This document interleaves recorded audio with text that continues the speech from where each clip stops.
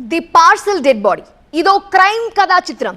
ఈ కథకి screen play direction వర్మనే. కాకపోతే ఆ వర్మ రామ్ గోపాల్ వర్మ కాదు, శ్రీధర్ వర్మ. వదిన ఆస్తి కాజేయడం కోసం ఆపరేషన్ సిద్ధాన్ని అమలు చేశాడు. అమాయకుణ్ణి పొట్టన పెట్టుకొని అబలని బెదిరించాలని చూసి అడ్డంగా బుక్కయ్యాడు. ఇప్పుడు కటకటాల పాలయ్యాడు. పార్సల్ డెడ్ బాడీ మిస్టరీ ఛేదించిన పోలీసులు, వదిన కోసం అమాయకుడి హత్య, ముగ్గురిని అరెస్టు చేసిన పోలీసులు. పశ్చిమ గోదావరి జిల్లాకి చెందిన ఇతని పేరు శ్రీధర్ వర్మ అలియాస్ సురేందర్ వర్మ అలియాస్ సుధీర్ వర్మ. చదివింది 7వ తరగతే కానీ మెదడు నిండా క్రిమినల్ ఆలోచనలే. మొదటి భార్యను వదిలేసి రేవతి అనే మహిళను రెండో పెళ్లి చేసుకున్నాడు. సుష్మా అనే మహిళతో సహజీవనం చేస్తున్నాడు. ముగ్గురు కలిసి ఒకే ఇంట్లో ఉంటున్నారు. పని పాట లేకుండా తిరిగే శ్రీధర్ వర్మ రెండో భార్య అక్క తులసి ఆస్తిపై కన్నేశాడు. ఆమె భర్తతో విడాకులు తీసుకుని పుట్టింట్లో ఉంటోంది. వర్మకి ఫస్ట్ వైఫ్ రాణి, ఆయనతో పాటు ఇద్దరు పిల్లలు ఉన్నారు. సెకండ్ రేవతి, ఆయనతో పాటు ఏం పిల్లలు లేదు. Third one it is not wife, she is a live in partner, she is Vijayalakshmi. విజయలక్ష్మికి ఆల్రెడీ సెకండ్ మ్యారేజ్తో ఒక పిల్లలు ఉన్నారు. She is 12-13 year old juvenile. తులసిని భయపెట్టి ఆమె ఆస్తిని, ఆమె తండ్రి ఆస్తిని కొట్టేయాలని చూశాడు శ్రీధర్ వర్మ. 2.5 ఎకరాల పొలం, ఇంటి స్థలం, బంగారాన్ని కాజేయాలని చూశాడు. పోలీసుల దర్యాప్తులో షాకింగ్ నిజాలు బయటపెట్టాడు వర్మ. తులసిని బెదిరించేందుకు ఆపరేషన్ సిద్ధ పేరుతో జులై నుంచే పథకం రచించాడు శ్రీధర్ వర్మ. తులసికి ఎవరో చేతుబడి చేయించారు. అందుకే భర్త దూరమయ్యాడంటూ మాయమాటలు చెప్పాడు. ముందుగా అనాథ శవాన్ని తులసికి పంపించి ఆమెను భయపెట్టి ఆస్తి లాక్కోవాలని చూశాడు. అనాథ శవం దొరక్కపోవడంతో పర్లయ్యను హత్య చేశాడు. వెరీ లెస్ నంబర్స్ లో ఉంటున్నారు. Because only 3 of them have planned and roles are very clear. Revati role is planning and financing. Sushma's role is calling and all. Verma's role is arranging logistics. చాలా తక్కువగా fort కూడా మాట్లాడు. నేను చెప్పాను ఆ రోజు కూడా ఆపరేషన్ సిద్ధ చాపా, ఈ రోజు చాపా వస్తుంది. బాడీ కూడా చాపా కోడ్ నేమ్ పెట్టడం జరిగింది.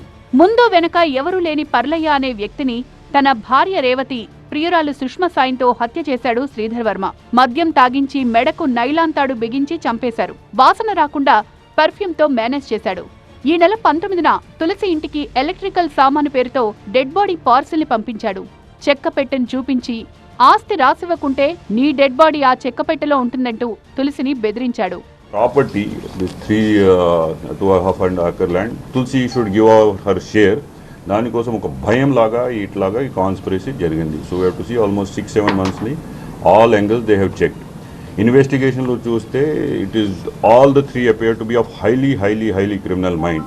మొత్తం ఇన్వెస్టిగేషన్ డీటెయిల్స్ ఇప్పుడు చెప్తానికి it is little may not be possible, but కోర్టులో మన వాళ్ళు will represent a proper case for every step. Like this sim card which is being used to call people, how that was secured, how this dead body was secured, ఈ box ఎట్లా తయారు చేశారు, అందరికీ చాలా precaution తీసుకున్న తర్వాత you have done it.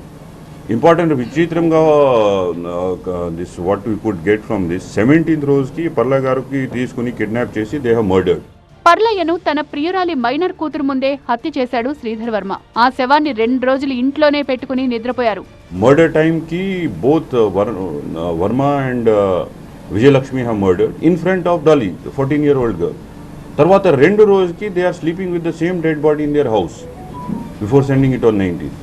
ఈ అద్భుతంగా, షాకింగ్గా, విచిత్రంగా నాకు కూడా కనపడలేదు. Perhaps never has happened in the history.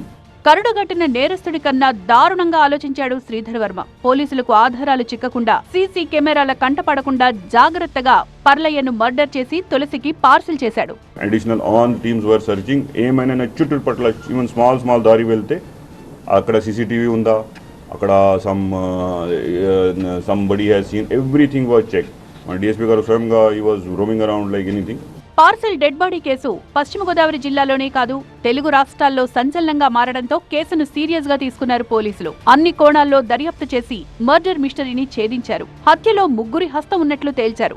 Sridhar Varma తన ప్రియురాలు సుష్మా, కుమార్తెతో కలిసి పారిపోయాడు. తాళ్లపూడిలో కారు వదిలేసి లాడ్జ్లో రూమ్ తీసుకుని ఉన్నాడు. పోలీసులకు దొరకకుండా 40 సిమ్ కార్డులు, ఫోన్లు ఉపయోగించాడు. మచిలీపట్నంలో ఇల్లు అద్దెకు తీసుకునేందుకు ప్లాన్ చేశాడు.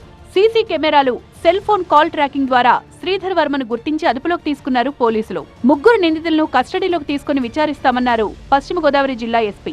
నిందితులకు కఠిన శిక్ష పడేలా చేస్తామన్నారు.